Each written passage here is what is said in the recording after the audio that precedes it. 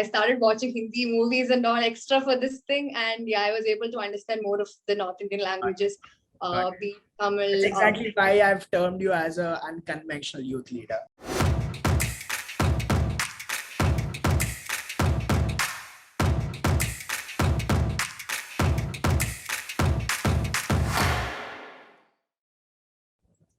At ULead, we have seen youth influencers who have worked with us for a month. We have seen youth influencers who have worked with us for a couple of months. There are very few of our ULead community interns who have been part of the journey for a year. So for the Marvel Interns podcast, part 3, we have Esther George, who started off as a youth influencer and then got promoted to be a youth leader. Feel that Esther, as a youth leader currently at ULead, was one amongst the most unconventional intern that we ever had, because she started off with few new campaigns, which gave us a lot of growth for us in terms of revenue functions, about which I'm going to talk forward in this podcast further. So Esther George, it's good to have you on this particular podcast, Marvel Interns series part 3. We want you to share your stories with us. We want the current youth influencers and youth leaders to connect with the journey that you had, which will definitely be helpful for them at one point or other. So yeah, over to you, Esther. Thank you. Thank you so much for having me. So where do I start? So basically, I joined Unschool when I was my second year of college. So I'm doing an engineering graduation. So I came across this particular internship, which provided us with stipend and an amazing opportunity to actually interact with people and get to know have that soft skill, right? Which was lacking in many engineering graduates. So I decided to give it a go. And that's how I ended up here. And it has been one hell of a journey, from just being a youth influencer with no confidence at all to having to actually talk to people, random strangers who have no idea, I've never talked to in my life, and to hold conversations and to actually make them, do the sales and marketing. It has been an amazing experience. And I feel like I've become a better version of myself after this particular internship. Yeah. Okay. So Esther, I've quoted and I've said earlier that I've seen you as one of the unconventional youth leaders that we have ever had. And the reason that I've told that is because you took an initiative of running campaigns like class to class in your own college, and you have got exceptional results, right? I have seen very less of such interns who take ownership of initiating their own campaign and at the same time be successful at it. So what was the driving force for you to take those initiatives and move further and at the same time get results? So what was the driving force for you? What kept you moving all the time? What was that thing that you had in your mind that helped you have a fixed focus and have that in you, that okay, I need to get results at any cost? Yeah. I mean, I would definitely say it was a motivation from my manager, who was Prabha. He really pushed me to okay, you can do this, because I very much didn't believe in myself. And he really pushed me to take up these opportunities and challenges. And I, for one, is very hardworking. If I am given a particular task, I would love to excel in it and put my 100%. So when this particular opportunity came up to me, and I was like, okay, maybe I might be able to pull this off. And I mean, Prabha was really encouraging me. He gave me a lot of tips and everything. So I thought, maybe why not I give it a chance? And that's how I did my first class-to-class pitching, and that came out to be a big success. I mean, I did practice a lot pitching in front of the mirror and everything, but I built my confidence, and I went for my first class-to-class pitching, and that was a positive response I got from my classmates, and that pushed me further to maybe I will be able to pull this off for my entire college. And that's how I actually got out there, went to many class-to-class pitches, and I got a lot of sales, and I was pretty good with the response that I got. All right. So I'd like to share something with you from my side. So Back in college, I was working in a certain organization. So in my first year itself, I started to work on such campaigns where we had to go to classes and pitch pitch the Yeah. product, or pitch things like the technical workshops that are happening in the college, which were organized by the tech fests out there. And I know for sure that it's something that's not easy. uh, there are two outcomes that generally happen in a class to class campaigns, and you can correct me if I'm wrong. Okay. The first one, it's like go big or go home. Okay. So Yeah. when class to class campaigns happen, the first outcome might be that you're getting exponential results. The second outcome is that you're probably getting booed by the entire class, which Very true. has uh, 60 students out there, and they just need an excuse to shout and probably get you out of the class. I believe that such kind of campaigns, especially students who are working in different organizations, students who are working in communities like ULead. Of course, ULead is India's biggest student community. So yeah, students working in any such organizations or clubs, when they work on class to class, I feel that this is one such thing which is very hard because of the obvious reasons that I've told you. You have done a great job with that particular aspect. I also believe that you can be more creative and you can keep working to get similar exponential results. So moving on to the next set of questions that I have. So we have talked about the journey, right? Uh, I want you to share the challenges, okay? And so when you share your challenges, that's exactly where the major chunk of our youth influencers who are currently working with us will connect with what exactly they go through in the first set of 5 to 6 days or 10 days. Eventually is when they understand that, okay, this is what I have to do, and they get a knack of it. Probably 0 to 1 is something which is very hard, but 1 to infinity is something that probably one can look for and eventually go to that place. So Esther, I want you to talk about the challenges, okay, which made you grow, right, which made you a better person, better leader, I would say. So yeah, what are those challenges? So I think in the beginning it was about getting leads. Okay. So the one of the personal challenges that I faced was that I was actually sending out forms to different colleges in and around Kerala itself, because my Understood. point of contact was students from Kerala, right? Understood. But I wasn't getting the amount of responses which I was expecting.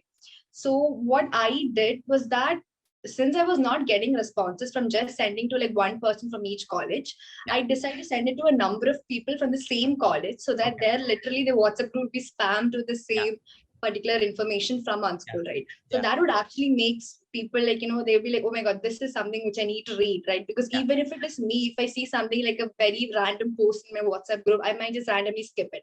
But if you're seeing people actually sending it over and over again, that might actually catch your attention. And that the fact that Unschool has such a great opportunity, and if someone actually reads whatever information that is being given in that particular post, no one would actually not want to join Unschool, right? So the only thing I had to do was to get their attention. And for that, I made sure that at least every day, at least 3 to 4 times, that particular post was being posted in their WhatsApp groups in such a way that I got an enormous number of responses in the first phase of my internship.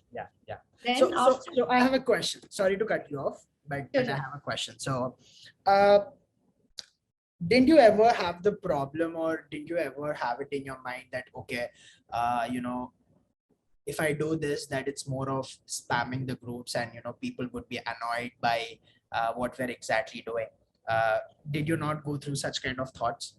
Initially, I did, but then I actually thought about it, because the fact that this particular internship provides you with such a wide variety of experience, which actually no internship at that point of time was actually giving it to students, right? And if the student actually is not utilizing this, in the absolute waste of the resources and experience and the time also. So I believed, okay, when spamming them for this might not be such a bad idea, I felt. So yeah. I did have that thought, but for the sake of their experience, I thought, why not give it a try? I'm quite glad that a lot of people came up to me and say that Unschool was a good experience for them. Okay. So there's a question that I want to ask you in terms of operations. Okay. So worked in Kerala. You've got great results out there. Cochin, to be specific, which city in Kerala did you get good results in? In Trivandrum, my hometown. Trivandrum. All right. So the question that I want to ask you is, are you looking to get into any other states? Do you have that in your mind? If I get the chance, yeah. And what would those states be? Okay, so right now I'm pretty confident in my state, so I would probably go maybe North Indian, then maybe Delhi, UP, Gujarat, Punjab, somewhere, and maybe also Tamil Nadu also, because they also were really prominent in having the opportunity to learn new stuff. So probably Karnataka. Okay. So now that you have talked about the regions where you would be interested in, and I'm sure that you might have also worked a little in operations in the regions up north. Yeah, I have. Okay, great. So in terms of customer behavior, right? So for me personally, I'm a huge fan of operations because I get to run that pan India, right? I get to see what a student wants from a city like Mumbai. I get to see what student wants from Delhi. I get to see what people want from Hyderabad. I get to see what people want from Bangalore, what people want from Cochin, what people want from Chennai. So what is that difference, if at all, if there's anything that you have noticed? Is there any difference in the student behavior, in the place that where you have worked really well predominantly in operations than from cities like a Mumbai or Delhi or something like that? Did you find anything interesting? Yeah, I mean, there is such a big difference from the students I've met from Kerala and anywhere outside Kerala, because the one main aspect is that students in Kerala don't really mention about the price of one particular course. They're pretty much okay with it. But anywhere else, even from Tamil Nadu, Karnataka, Bangalore, they'll all be like, oh my God, this actually costs this much, right? So I might not be really interested in it because I thought it was for free. So I feel like most people outside Kerala, genuinely from my perspective, all right, they have this particular feeling that information needs to come freely, even if it comes with a certificate and interview experience. This is actually very interesting. Yeah, please go ahead. Yeah, so that was a big blow for me because I was expecting them to be okay with such a price because we are giving so much benefits also along with it. So that is one thing. And the other thing is, I feel like most of the students I've met in Kerala, they all really want to take up, they are like dying for information. Like they want to get these certificates, they want to learn more and more. But people outside, I feel like if the one particular person is related to some literature course, they want to stick to literature itself. But others, they might want to like learn something else. For example, I've talked to many engineering graduates, and they might want to take up course in literature, psychology, business, MBA, and all these stuff, especially in digital marketing and everything. But students outside Kerala, if they are doing digital marketing or something in BCom or economics or something, they want to stick to that particular field, that particular subtask only, and they don't want to go like be above and beyond and learn something new. So that is also something that was there. Yeah. Cool. Okay. Great. That's okay. So I think this is the first time where we are getting deep into data and talking about customer behavior in a Marvel Interns podcast. Cool. So I'll move on to the next question, or what I want you to share with the youth influencers and youth leaders out there. So if I were to ask you that, okay, Esther, as a big shot youth leader, one amongst the most successful youth leaders out there, if you would have to, convey something to the current youth influencers who are working in the ULead community, what would that be? Some kind of suggestions from your side, people who are in the first week of their tenure, people who are, in the first month or those interns who'll just be or who'll be promoted to become a youth leader, what would you want to tell them? So first of all, I think the main important factor that they have to consider is they need to be patient, right? Because if at all you're not getting enough leads, like there is no need to panic. You just need to Yeah. keep trying and trying, because one in the end you will get enough leads and you can convince them and get those sales. Yeah. But the beginning would always be difficult for them. But I've personally seen people who actually give up because they're not getting leads in the first 2 to 3 weeks. Yeah. So the main thing I want to say is to keep trying, just don't give up and be confident in yourself, especially when you're talking to a customer. You don't have to be all like, you know what, I'm so scared, I don't know what to say. Like, you don't have to like stammer or anything. You need to be confident in what you're selling. Only then that person will be confident to buy that particular product that you're selling, right? So not to give up, to keep trying and be confident in yourself are the two things that I want to actually convey to our right now youth influencers. Yeah. All right. So a second year undergraduate student from Trivandrum, which is Esther, if she could have done such good, tasks throughout the entire program, every other youth influencer who is listening to this particular podcast, this is for you all. It's very simple. You all have to trust the process, and results shall come. All right. So Esther, I want you to also tell me, how have you changed as a leader, and are you going to take it with you for a lifetime, or did you have such kind of a change throughout the journey of the last 1 year? I mean, definitely, I had a huge change in my character. Believe it or not, even my parents used to say, "Oh my God, you are like, you know, you're taking up responsibilities and stuff." Because during this particular internship, it gave me a sense of responsibility because a lot of tasks were upon my shoulder. And the fact that I need to be disciplined throughout my entire internship period so that I can manage both my college works as well as this internship was one thing. So being disciplined, and the fact that I know right now that if I am being given a responsibility, I will be able to completely do justice that particular task which is given to me. So yeah, that is one of the most important thing any student as of now needs to be, you know, has to like get himself, be responsible and be disciplined. So those two things, and also thinking from like, you know, right now I can actually think and work from my teammates perspective also, and you know, get to know them even more and actually try to understand what their problems are even before they can actually address them, and try to like, you know, make it easier for them, the process. So yeah, being a team leader as well as being a team player as well as a leader was one thing that I learned throughout this particular internship, and that is gonna help me obviously when I go forward with my higher studies or in my other workplaces and everything. Yeah. All right. So while leading teams, definitely I believe that you had to lead a lot of diverse teams, right? Is there any change that you always have in your mind that, okay, me leading a team where there are youth influencers from one particular city, and there are another set of youth influencers which probably might be from some other state, right? Was there any difficulty in leading such a team? Because the diverse a team becomes, the challenging it becomes. So have you come across any such? Initially, yes, I did come across such an issue because there was a language barrier in the beginning. Not many people were comfortable with the language I was comfortable in. I mean, English was a common medium, but many people weren't comfortable like that. And for them, it made them feel a bit insecure, and they were not able to address their issues directly to me because of the language barrier.